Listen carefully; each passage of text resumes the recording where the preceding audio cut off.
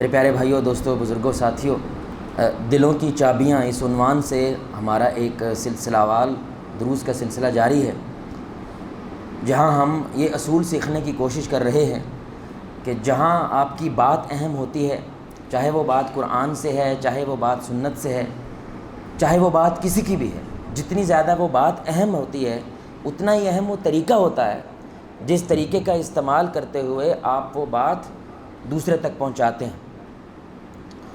اور انہی طریقوں کے بارے میں ہم جاننے کی اس سیریز کے اندر کوشش کر رہے ہیں۔ تو اب تک ہم 5 اصول آپ کے سامنے رکھ چکے ہیں، تو ان کی مختصر سمری، کیونکہ 2 ویکس کے بعد ہماری یہ کلاس دوبارہ شروع ہو رہی ہے۔ سب سے پہلا اصول کہ سننے کا ہنر سیکھنا، کیونکہ ہر کوئی سنانا چاہتا ہے، سننا کوئی چاہتا نہیں ہے۔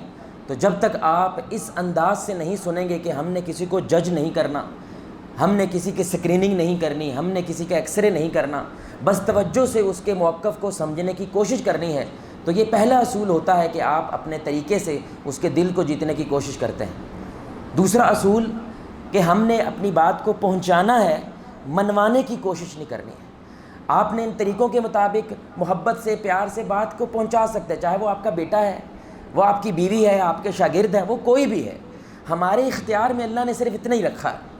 یہ جو کہتے ہیں نا، میں منوا کے چھڈاں گا، تیرے تے اگلے پچھلے منن گے، تیرا تے پیو بھی منے گا، میرے بھائیوں اور دوستوں، یہ انسان کے عقیدے کے خلاف ہے، کیونکہ آپ یہ ایمان رکھنے لگ گئے ہیں کہ میری زبان سے کوئی بدلتا ہے۔ بھائی، کس کی وجہ سے کوئی بدلتا ہے؟ اللہ۔ آپ کی زبان سبب بنتی ہے، آپ کی زبان ذریعہ بنتی ہے، بدلنے والی ذات اللہ کی ذات ہے۔ یہ دوسرا اصول ہے۔ تیسرا اصول تنقید کرنے کا ہنر سیکھنا۔ رسول اللہ صلی اللہ علیہ وسلم تنقید کیسے کرتے تھے؟ جب کسی کی ذات کی نشاندہی کرنی ہے کہ تم یہ غلط کر رہے ہو، تو وہ پہلے اس کی اچھائی بیان کرتے تھے، پہلے اس کی خیر بیان کرتے تھے، اس کے بعد وہ شر رکھتے تھے۔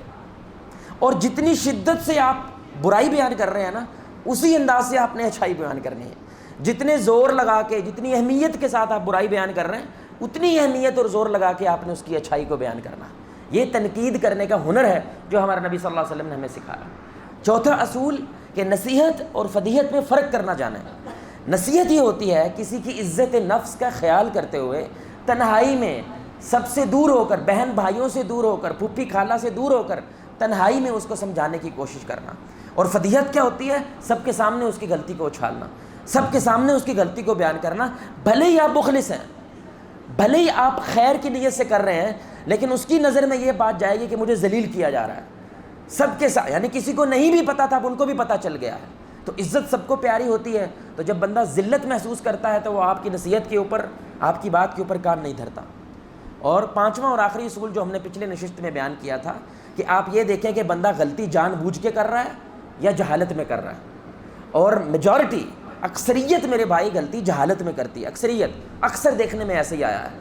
اور جہالت میں جب کوئی غلطی کرتا ہے تو ہمارے نبی صلی اللہ علیہ وسلم کا یہ طریقہ تھا، اس کا حق بنتا ہے کہ آپ اس کے ساتھ محبت سے بات کریں، چاہے جتنی مرضی بڑی غلطی کر رہا ہے۔ یہاں تک کہ ہمارے شیخ کہتے تھے کہ اگر ایک بندہ قبر کو سجدہ کر رہا ہے اور آپ جانتے ہیں کہ یہ مسلمان ہے، تو ایک بار حسن ظن رکھتے ہوئے یہ جانیں، یہ سمجھیں، بھائی تم پاگل تو نہیں ہو، یا تمہیں علم پہنچا ہے کہ نہیں پہنچا ہے، تمہیں کسی نے بتایا نہیں ہے کہ یہ جو کچھ ہو رہا ہے وہ غلط ہو رہا ہے۔ یعنی ایک دم سے جا کے آپ نے اس کو رگڑا لگانا شروع نہیں کرنا ہے، بلکہ اس کا حق بنتا ہے کہ محبت احترام کے ساتھ اس بات کی جائے۔ وگرنہ جب آپ سختی سے بات کرتے ہیں، آپ کو اس کا عمل بدتمیز لگ رہا ہے، وہ تو تمیز والا کر رہا ہے، آپ کو لگ رہا ہے کہ وہ غلط کر رہا ہے، بھائی وہ تو اپنی نیت میں شاید اجر والا کام کر رہا ہو۔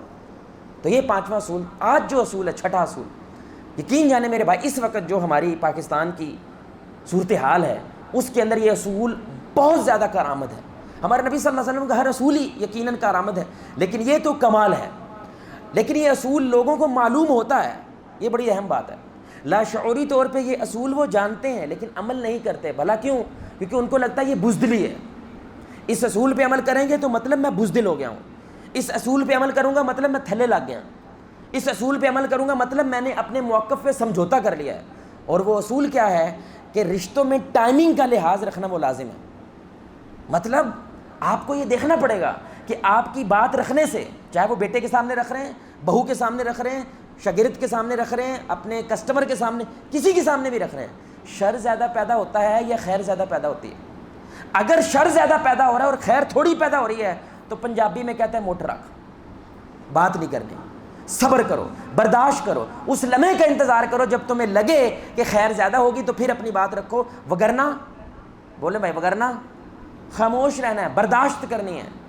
اب میں نے کیوں کہا کہ انسان کو لگتا ہے کہ بزدلی ہے، میں ڈرتا ہوں کس سے؟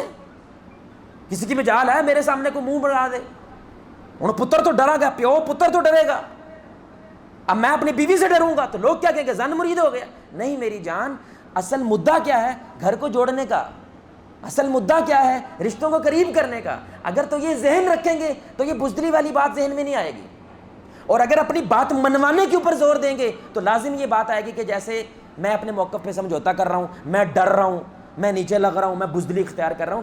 یہ اصول اللہ نے قرآن میں سکھایا ہے، یہ کوئی میرا اصول نہیں ہے۔ اب یہ اصول کی امپلیکیشن میں آپ کو بتا رہا ہوں عملاً۔ کئی دفعہ آپ نے بھی شاید ایسا ایکسپیرینس کیا ہو، میں نے کئی دفعہ ایکسپیرینس کیا ہے۔ آپ کسی شادی پہ گئے ہیں، اب تو اچھے خاصے جو دیندار لوگ ہوتے ہیں آپ جانتے ہیں کہ وہ بھی عجیب و غریب کپڑوں میں پھر رہے ہوتے ہیں، تصویریں وغیرہ کا ایک باقاعدہ سرمنی ہوتی ہے۔ اب یعنی کہ تصویریں تو کوئی 4-5 لاکھ تصویریں تو ہم نے اتارنی ہے شادی کی، اگر یہ نہ کیا تو شادی تو ہونی کوئی نہیں ہماری۔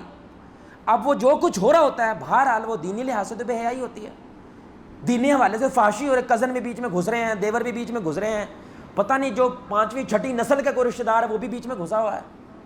اب وہ کسی سے وہاں پہ برداشت نہیں ہوتا، اس کو جوش چڑھتا ہے اور وہ کھڑا ہو کے شروع ہو جاتا ہے، اکیب ہے رون ڈائیے تھے، اکیب فحشی چلن ڈائیے تھے، وہ تانوں شرم نہیں آتی، بڑے تسی دیندار بنی پھردے ہو، یعنی داڑیاں لے کے پھردے ہو اور تسی یہ کام کرتے پے ہو۔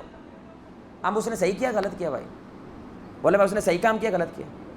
بولو نا یار، ہاں جی نہیں غلط کیا ہے، کیونکہ اب وہ جارہ کا سارا جو مجمع ہے وہ کیا کہنا شروع کر دیتا ہے، تانوں پہلے کیا سے فتنے نو نہ سدو، یعنی رنگ چ بھنگ پائی کہ نہیں پائی، انہوں ہر جگہ تے ممبر محسوس ہونے لگ جاتا ہے، انہوں ہر جگہ تے تقریر کرنی یاد آ جاتی ہے، یہ موقع نہیں ہے۔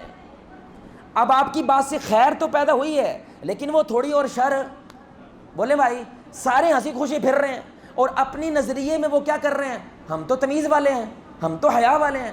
یہ موقع نہیں ہے بات رکھنے کا۔ پہلے ہی لوگ جو ہیں وہ دینداروں سے یا مولوی سے دور بھاگ رہے ہیں، آپ کے اس عمل سے وہ اور دور بھاگنے لگ جائیں گے۔ اب کرنا کیا کام تھا؟ اگر تو آپ کو ایسی مجلسیں اچھی نہیں لگتی تو نہ جائیں، کوئی زبردستی تھوڑی ہے۔ آپ کہتے ہیں جواز صاحب رشتے خراب ہو جاتے ہیں تو سلامی دے کے آ جائیں، حاضری لگوا کے آ جائیں کہ بھائی یہ کھانا میرے سے برداشت نہیں ہوتا تو میری معذرت ہے، میں جا رہا ہوں۔ اور اگر جانا ہے تو اس نیت سے چلے جائیں کہ ہو سکتا ہے اس جانے کی وجہ سے وہ میری بات سن لیں، اور سننے کی وجہ سے جہاں پہ 40% بے حیائی ہو رہی ہے وہاں 20% ہو جائے، 10% ہو جائے۔ آپ میری گزارش سمجھ رہے ہیں میرے بھائی؟ آپ کی بات ٹھیک ہے لیکن یہ جو طریقہ ہے یہ قرآن و سنت کے خلاف ہے۔ اب میں وہ آپ کو رسول اللہ صلی اللہ علیہ وسلم سے بھی اور قرآن کی ایک آیت آپ کے سامنے رکھنا چاہتا ہوں۔ سورہ انعام ہے، آیت نمبر 108 ہے۔ اللہ کہتے ہیں وَلَا تُسُبُّوا الَّذِينَ يَدْعُونَ مِن دُونِ اللَّهِ، یہ جن بتوں کی پوجا کر رہے ہیں نا اللہ کے ساتھ، وہ ہنومان ہے۔ ہنومان کیا ہے بھائی؟ باندر ہے۔ وہ گنیش ہے۔ وہ گنیش کیا ہے؟ ہاتھی ہے۔ وہ گھوڑا ہے۔ تھائی لینڈ کے اندر انسان کی شرمگاہوں کی پوجا کرتے ہیں، شرمگاہوں کی۔ اللہ یہ قرآن میں اصول بتا رہا ہے بے ادبی نہیں کرنی۔ ظاہری بات ہے، ایک مواحد آدمی جو وحدہ لا شریک کو مانتا ہے وہ کہ باندر پوج رہے ہو تم، اب باندر نہیں کہہ سکتے وہاں پہ جا کے، آپ سمجھ رہے ہیں میری بات؟ کیونکہ اللہ کہتا ہے جب تم یہ کہو گے وہ کیا کریں گے، فَيَسُبُّ اللَّهَ عَدْوًا بِغَيْرِ عِلْمٍ، وہ اللہ کو برا بھلا کہنا شروع کر دیں گے۔ ان کو لگے گا تم ہمارے خدا کو برا کہتے ہو تو ہم بولیں بھائی تو بڑا گناہ کیا ہے؟ اللہ کو برا بھلا کہنا۔ اس لیے یہ کام تمہیں کرنا نہیں چاہیے، کیونکہ تمہارے کرنے سے تم اصل میں کیا کہہ رہے ہو، ان کا کوئی ادب نہیں، اصل ادب کس کا ہے؟ لیکن یہ خیر والی بات ہے، لیکن شر کیا ہو رہا ہے؟ زیادہ پڑا ہو رہا ہے، وہ اللہ کو گالیاں دینا شروع ہو جاتے ہیں، وہ اللہ کو برا بھلا کہنا شروع ہو جاتے ہیں۔ اللہ یہ قرآن میں ہمیں اصول سکھا رہا ہے، یہ بزدلی نہیں ہے، یہ صحیح موقع کا انتظار کرنا ہے کہ جب صحیح موقع ہوگا میں اپنی بات ضرور رکھوں گا، سمجھوتا نہیں کروں گا۔ یہ مطلب نہیں ہے کہ میں ان کی بات مان رہا ہوں اپنی بات چھوڑ رہا ہوں، نہیں، میں صرف اور صرف صحیح لمحے کا انتظار کر رہا ہوں جہاں پہ خیر زیادہ پڑے اور شر تھوڑا ہو۔ دوسری دلیل بخاری کی حدیث ہے، شاید بہت سارے ساتھیوں کو نہ پتہ ہو، یہ جو آپ کعبہ دیکھتے ہیں نا بھائی، وہ مربع شکل کے اندر ایسے ہی ہے، یہ اصل نہیں ہے۔ جو ابراہیم علیہ السلام نے تعمیر وہ مستطیل شکل کا ہے، وہ مربع نہیں تھا۔ یہ جو حتیم ہے، وہ جو آپ کو دائرہ سے نظر آتا ہے، یہ کعبے کا حصہ ہے۔ لیکن جب رسول اللہ صلی اللہ علیہ وسلم کی تقریباً 35 سال عمر تھی نبوت سے پہلے، تو اس وقت یہ بوسیدہ حالت میں ہو گیا، تو قریش والوں نے جو حلال کی کمائی تھی نا، کیونکہ وہ کعبہ پہ صرف حلال کا پیسہ لگاتے تھے، جس میں ذرہ پر بھی شبہ ہے کہ یہ حرام کا ہے، تو وہ پیسہ نہیں لگاتے تھے. تو انہوں نے جتنا تھا وہ لگایا اور کعبے کا ایک حصہ بچ گیا. تو اب انہوں نے یہ خواہش کی کہ جب پیسہ دوبارہ آئے گا تو دوبارہ تعمیر کر دیں گے. اب رسول اللہ صلی اللہ علیہ وسلم مکہ فتح کر لیا, کعبہ میں واپس آ گئے ہیں, حرم میں واپس آ گئے ہیں, سارے بتوں کو توڑ دیا ہے. اب تعمیر کرنا چاہیے. بولے بھائی اب تعمیر کرنا چاہیے اصل بنیادوں پہ جو اصل کعبہ ہے. اب یہ بخاری کی حدیث ہے بھائی, یہ چھوٹی موٹی بات نہیں. عائشہ رضی اللہ تعالی عنہا, ان سے رسول اللہ صلی اللہ علیہ وسلم کہتے ہیں کہ اے عائشہ, اگر مجھے آپ کی قوم جو زمانہ جاہلیت کے آثار ابھی ان میں زندہ ہیں, یعنی ابھی پکے سچے مسلمان ہوئے نہیں ہوئے, ابھی ایمان ان کے اندر جمع نہیں ہوا, اگر مجھے اس کا خوف نہ ہوتا تو میں کعبہ کو دوبارہ اسی بنیادوں پہ تعمیر کرتا جس پہ ابراہیم علیہ الصلوۃ والسلام نے تعمیر کیا تھا, اور یہ جو باہر حصہ بچ گیا ہے اس کو بھی میں اندر شامل کرتا, لیکن میں ایسا کروں گا نہیں. یہ لوگ کہنے لگ جائیں گے کہ محمد نے جیسے ہی صلی اللہ علیہ وآلہ وسلم مکہ فتح کیا کعبہ بدل دیا. اب ان کو تو ایسے ہی لگے گا نا بھائی کہ کعبہ تبدیل ہو گیا ہے, اب کعبہ وہ نہیں رہا جو پہلے ہوا کرتا تھا, اس لیے ابھی نہیں کرنا کیونکہ ابھی شر زیادہ پیدا ہوگا اور خیر, کیونکہ اگر ہم نہ بھی بنائیں طواف ہو جائے گا, اگر ہم نہ بھی کریں نمازیں ہو جائیں گی, اس میں کوئی مسئلہ پیدا نہیں ہوگا. اس لیے اس کو چھوڑنا بہتر ہے تاکہ شر نہ پیدا ہو جائے. سبحان اللہ, یہ رسول اللہ صلی اللہ علیہ وسلم. نعوذ باللہ نعوذ باللہ نعوذ باللہ, کیا ہمارے نبی صلی اللہ علیہ وسلم ڈر گئے تھے؟ نہیں, یہ بہادر تھے میرے بھائی, لیکن لوگوں کا خیال رکھنا پڑتا ہے کہ آپ کی پبلک کیسی ہے, آپ کی عوام کیسی ہے, اس کا فائدہ ہوگا یا نقصان ہوگا. اور تیسری اور آخری مثال میرے بھائی, بڑی کمال مثال ہے. دیکھیں مکہ کے اندر سب سے بڑی مشکل کیا تھی؟ ان کا ظلم کرنا, ان کے زیادتیاں کرنا. لیکن مدینہ میں سب سے بڑی مشکل کیا ہے؟ منافق پیدا ہو گئے. یہاں پہ مشکلیں نہیں ہیں, یہاں پہ پریشانیاں نہیں ہیں, لیکن منافق ہیں, صفوں میں کھڑے ہوئے ہیں, تنگ کرتے ہیں, تانے دیتے ہیں, رسول اللہ کو تانے دیتے ہیں, مومنین کو تانے دیتے ہیں. تو صحابہ کی جب بس ہو گئی نا, انہوں نے کہا یا رسول اللہ صلی اللہ علیہ وسلم آرڈر لگاؤ, توڑ لا دیتے ہیں, آرڈر لگاؤ ختم کر دیتے ہیں, فنا کر دیتے ہیں. اب تو مدینہ میں ہے, اب تو یہ ہماری اپنی ریاست بن رہی ہے, اب مکہ والی تو حالات ہے کوئی نہیں. اب یہ دیکھیں گا جملہ جو رسول اللہ صلی اللہ علیہ وسلم نے ارشاد فرمایا, آپ نے فرمایا لوگ کیا کہیں گے کہ محمد اپنے ساتھیوں کو قتل کرتا ہے صلی اللہ علیہ وسلم, کیونکہ لوگوں کی نظر میں وہ کلمہ پڑھ رہے ہیں, لوگوں کی نظر میں وہ تو مسجد بھی آ رہے ہیں, لوگوں کی نظر میں تو وہ جمعہ بھی پڑھ رہے ہیں. تو لوگوں کو کیا لگے گا کہ جو دین میں آئے اس کو تو مار دیا جاتا ہے, جو دین میں آئے اس کی تو توڑ لا دیتے ہیں, تو اس لیے ہم نہیں آ رہے. تو شر زیادہ پیدا ہوگا اور خیر پیدا ہوگی لیکن تھوڑی ہوگی. آپ میری گزارش سمجھ رہے ہیں میرے بھائی, یہ قرآن و سنت کا اصول ہے, ہم کو پلے سے لے کے نہیں آیا.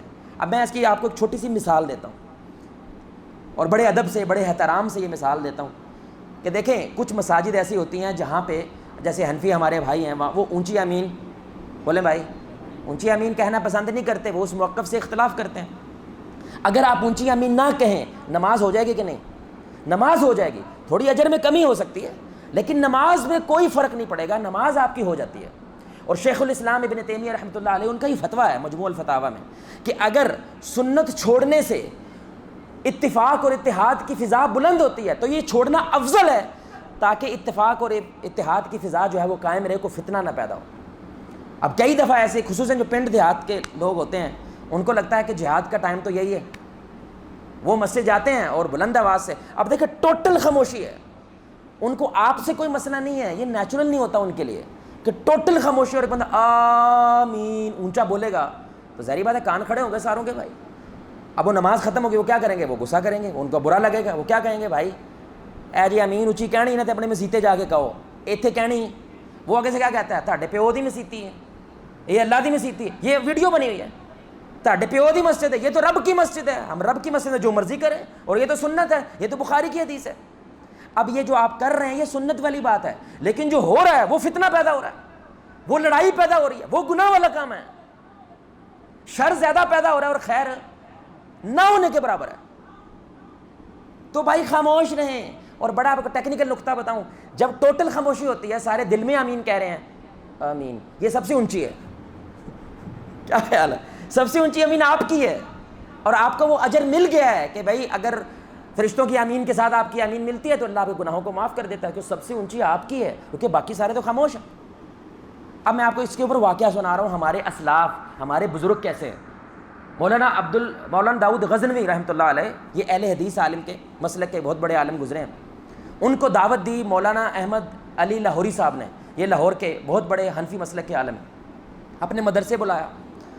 تو یہ داؤد صاحب جب اپنے مدرسے سے نکلے, انہوں نے اپنے سارے شاگردوں کو, جو خاص شاگرد ہوتے ہیں ان کے, جو اے گریڈ والے شاگرد ہوتے ہیں تو ان کو لے کے جاتے ہیں وہ، تو ان کے کہنے لگے بیٹا ہم جہاں پہ جا رہے ہیں وہ اونچی آمین پسند نہیں کرتے یا اس سے اختلاف رکھتے ہیں، تو ہمارا اصل مقصد رواداری کو بڑھانا ہے، اتفاق اور اتحاد کی فضا کو قائم کرنا تاکہ موقف پہنچا سکیں، تو ذرا ہاتھ تھوڑا رکھنا، آج آمین جو ہے نا تھوڑا دھیمے آواز سے کہنا۔ یہ کہہ کے وہ چلے گئے، تو جمعے کا دن تھا، شامل ہوئے تو ولدالین ہوا، چھت پھاڑ آمین کی آواز آئی۔ تو یہ داؤد صاحب کہتے ہیں کہ پہلی رکعت میں مجھے لگا عادتاً کہہ دیا ہے، شاید آگے نہ کہیں، دوسری رکعت میں پھر چھت پھاڑ آمین ہوئی۔ یہ پریشان ہوئے، سمجھایا تھے بتیرا سی لیکن مننے نہیں ساڈی۔ وہ جب کھانے کی میز پہ آئے تو لاہوری صاحب کو کہتے ہیں کہ جناب معذرت ہے، میں ان کو کہا تھا کہ یہ کام نہ کیجیے گا لیکن جوش میں آ گئے شاید، یا ان کی عادت کی وجہ سے انہوں نے دوبارہ ایسا کہہ دیا۔ انہوں نے کہا تو آپ کے شاگردوں نے ایسا نہیں کیا۔ انہوں نے کہا میں سمجھا نہیں۔ انہوں نے کہا جی آپ کی جب دعوت ہمیں ملی کہ آپ ہمارے مدرسے تشریف لا رہے ہیں تو ہم نے اپنے شاگردوں کو بٹھایا، اپنی مسجد میں ایک درس دیا کہ ہمارے پاس مہمان آ رہے ہیں اور ان کا موقف ہے کہ آمین اونچی ہونی چاہیے، تو تسی نیوی کہندے ہو، آج اینج دی کہنی ہے کہ چھت پھاڑ دیں آپ، آج ایسی آمین کہنی ہے کہ دل خوش کر دیں آپ، یہ بھی سنت ہے، اس پہ بھی عمل کرنا چاہیے۔ کہتے ہیں تو ہمارے لوگوں نے آمین کہی ہے، آپ کے لوگوں نے نہیں کہی۔ وہ بھی کیا سوچ رہے ہیں کہ کہیں شر زیادہ نہ ہو جائے کہ صرف ایک آمین کہنے کی وجہ جس مقصد کے لیے اکٹھے ہیں وہ مقصد خراب ہو جائے، اور وہ بھی یہی سوچ رہے ہیں۔ دونوں ایک ہی اصول کی بنیاد پہ جب سوچتے ہیں، دیکھیں خیر کتنی بڑی پیدا ہو جاتی ہے، سبحان اللہ۔ تو میرے بھائی یہ جب انداز آپ اختیار کرتے ہیں تو اس کا مطلب بزدلی نہیں ہوتا، اپنے موقف پہ سمجھوتا کرنا نہیں ہوتا، اس کا مطلب صرف یہ ہوتا ہے کہ ہم نے رشتہ ٹوٹنے نہیں دینا، بس اس کا اصل مقصد ہی ہوتا ہے، جوڑ کے رکھنا ہے، تھوڑا سا ڈیلے کر دیتے ہیں، آپ اپنے نصیحت کو پوسٹ پون کر لیتے ہیں، سمجھوتا نہیں کرتے ہیں۔ اب ایک اور مثال دیکھیں کہ جب خامند یا آپ کا جو بچہ ہے وہ اسکول سے یا جاب سے واپس آتے ہیں، وہ سٹریس ہوتے ہیں، ان کا مائنڈ سٹریس میں ہوتا ہے، ذہنی دباؤ میں ہوتا ہے، 8 گھنٹے 10 گھنٹے 15 گھنٹے کھپ کے آئے ہوئے ہیں۔ اب جیسے ہی بندہ گھر میں انٹر اور بیوی جو ہے نا شکایتوں کی ساری بوچھاڑ آپ کے سامنے رکھ دے، تب چڑھے گی؟ بولے میں تب چڑھے گی؟ کیا بیوی کو شکایت نہیں کرنی چاہیے؟ بولے میں بیوی کو شکایت نہیں کرنی چاہیے، اپنے منڈے نے سمجھاؤ، صبح دا بیٹھا جی منہ بنا کے روٹی نہیں کھا رہا، یہ ٹائم نہیں ہے، کیونکہ ابھی تم کہو گے تو اس کو غصہ آئے گا، اس کو ایسا لگنے لگے گا میرا احساس نہیں ہے، میرا پسینہ چھوٹ رہا ہے، کپڑے سارے پسینے والے ہیں لیکن یہ پھر بھی میرے اوپر شکایتوں کا بوجھ لاد رہی ہے، تو احساس نہ ہونے کی وجہ سے غصہ کرے گا کہ یہ آپ کی وجہ سے ہوا ہے، کیونکہ آپ نے اس اصول کا استعمال، یہ ابھی ٹائمنگ نہیں ہے، آپ کا بچہ فیل ہو گیا ہے، یہ مثال ہے، ابھی نہ بولو یار، ابھی نہ بولو، اس نے 1 سال محنت کی، جیسی مرضی کی، جو ہونا تھا وہ ہو گیا، ابھی نہ بولو، جیسی کھاتا ڈبو چھڑے نا پیسے، میرے رام دی کمائی ہے، میں رام دا کماؤں، پیسے درختوں دے لاگتے ہیں، وہ کی نہیں کیتا، جو تم منگیا ہو تم، یہ ٹائم نہیں ہے، یہ ٹائم نہیں ہے، تھوڑا سا انتظار کر لو بھائی، ٹھنڈا ہونے دو، پھر اپنی بات رکھیں، کیونکہ اس لمحے وہ ویٹ کر رہا ہے کہ گملہ آنے والا ہے آگے سے، لیکن اگر آپ پھول دے دیں گے نا میرے بھائی، ساری گیم سدھر جاتی ہے، ساری گیم ٹھیک ہو جاتی ہے۔ اسی طرح آپ کو پتہ ہوتا ہے کہ میری بیوی کی یہ چھیڑ ہے، جب بھی میں اس کے بھائیوں کے اوپر کوئی جگت مارتا ہوں تو یہ چھڑ جاتی ہے، تو بھائی نہ مارو، پتہ ہے نا کہ اس کی وجہ شر پیدا ہو رہا ہے، اچھی خاصی گھنٹہ ڈسکشن صحیح چل رہی ہے، ایک دم سے آپ اس کے بھائی کو چھیڑ دیتے ہیں، ایک دم سے آپ اس کی نند کو چھیڑ دیتے ہیں، کسی اور کو چھیڑ دیتے ہیں، اور ساری گیم خراب ہو جاتی ہے۔ اب آپ نے کیا یہ، آپ یہ نہیں کہہ سکتے میری بیوی چنگی نہیں، اے عورت چنگی نہیں، صحیح کیسے ہمارے نبی صلی اللہ علیہ وسلم نے جہنم تو ساری عورتیں ہی جانیاں نا، نہیں ایسے نہ کریں میرے بھائی، یہ آپ کے اس اصول کو توڑنے کی وجہ سے ہوا ہے۔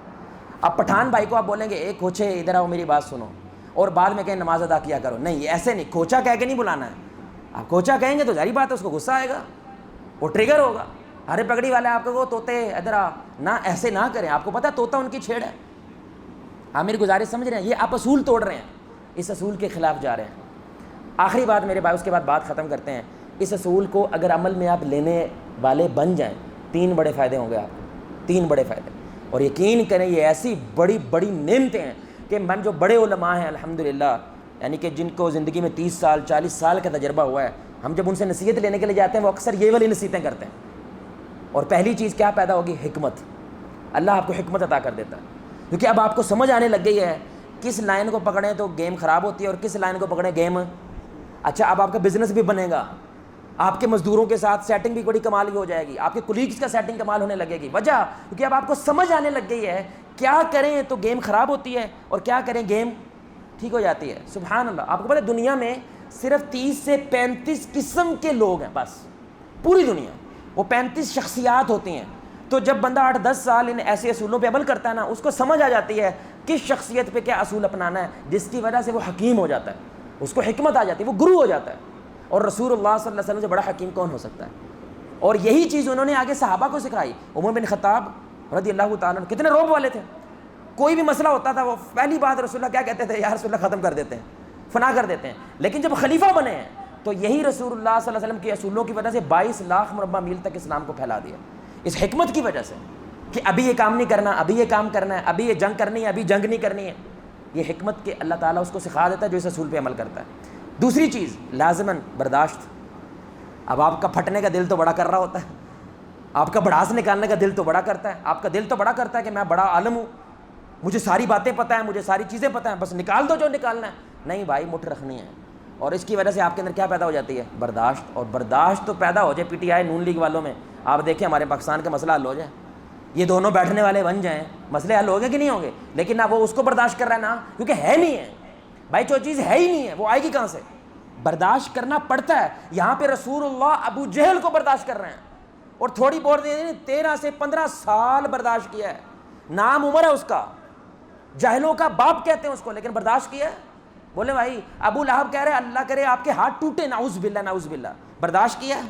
بولے بھائی ان کی نظروں کے سامنے ان کے صحابہ کو 2 ٹانگوں سے چیر دیا جاتا تھا، برداشت کیا ہے. لیول نہیں ہے، یہ صحابہ دیکھ نہیں رہے، کیونکہ ابھی لڑنا شر زیادہ پیدا کرے گا اور خیر ابھی نہیں. ہمارا وقت آئے گا، اور وقت آیا، بدر میں آیا نا، پوری دنیا کو پتہ چل گیا کوئی جنگ ہوئی تھی صرف 313 کی 1000 کے ساتھ. تو دوسری چیز کیا ہے؟ برداشت پیدا ہوتی ہے. اور آخری چیز، آپ کے رشتوں کے اندر گہرائی پیدا ہو جاتی ہے. آپ یقین کریں کبھی ٹھنڈے دماغ سے بیٹھیں اور بتائیں آپ کی بیوی کو 3 باتیں جو بری لگتی ہیں وہ کون سی ہیں، اور بیوی بیٹھے کہ شوہر کو جو 3 باتیں بری لگتی ہیں وہ کون سی ہیں. آپ لکھنا مشکل ہو جائے گا، کیونکہ یہ والا اصول جب عمل میں آتا ہے تو آپ کو سمجھ آتی ہے کہ بیوی نے ایتھے نہیں چھیڑنا، اے اندی چھیڑ ہے، یہ اس کی دم ہے بھائی، ادھر ہاتھ لگاتے جو گیم خراب ہو جاتی ہے، گھر خراب ہو جاتا ہے. اور یہی بیوی کو سمجھ آ جاتی ہے کہ اس لمحے شوہر کو چھیڑنا نہیں چھیڑنا، کیونکہ یہ چھیڑیں گے تو گھر کا ماحول ہے. اب اس سے کیا پیدا ہو رہا ہے؟ عزت زیادہ ہو رہی ہے کم ہو رہی ہے؟ احترام زیادہ ہو رہا ہے کم ہو رہا ہے؟ رشتوں کی گہرائی سمجھ آ رہی ہے کہ ان کو کیا اچھا لگتا ہے اور کیا برا لگتا ہے، اس کے مطابق ہم نے ان سے ڈیلنگ کرنی، اس کے مطابق اس سے معاملات کرنا. سبحان اللہ. یہ 3 فوائد ہیں میرے بھائی اگر ہم اس اصول کو اپنا لیں. اللہ سے دعا ہے اللہ ہمیں اس اصول کے مطابق اپنے رشتوں کی تبدیل کرنے کی، ان کے اندر تبدیلیاں پیدا کرنے کی توفیق عطا فرمائے. اللہ آپ کو، مجھے، ہم سب کو محمد رسول اللہ صلی اللہ علیہ وآلہ وسلم کی ذات کے ساتھ جنت الفردوس میں اس انداز سے اکٹھا کرے، ہم سب مل کے اللہ کے چہرے کو آسمان میں دیکھیں 14ویں رات کا چاند. ہم آخر میں یقیناً مشق کرتے ہیں کہ سارے بھائی کھڑے ہوں گے، ایک دوسرے گلے سے لگائیں گے، کیونکہ یہ رشتوں کے بارے میں سیریز ہے، تو کوشش کریں گھر پہ جا کے یہ کام کیا کریں کہ آپ گلے لگیں اور کیا کہیں، میں آپ سے اللہ کے لیے محبت کرتا ہوں. تو میں بھائی آپ سے اللہ کے لیے محبت کرتا ہوں، کوئی بات بری لگ جائے تو معذرت ہے. السلام علیکم ورحمۃ اللہ وبرکاتہ.